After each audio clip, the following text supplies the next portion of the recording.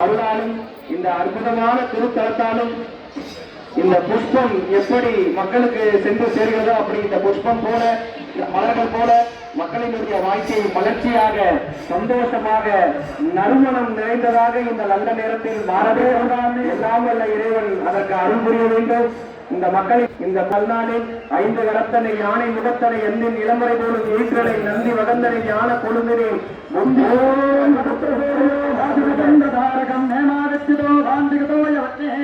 तमेव बान्धवनभाति सर्वं तस्य भाषा सर्वमिदं विभाति हर नमः पार्वतीपतये हर हर महादेव தென்னாடரை சிவனே போற்றி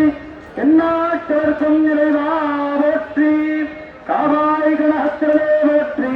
கைலை மலையாளே போற்றி போற்றி ஏகம்பத்துரை என்றாய் போற்றி பாகம் என்னரே ஆனாய் போற்றி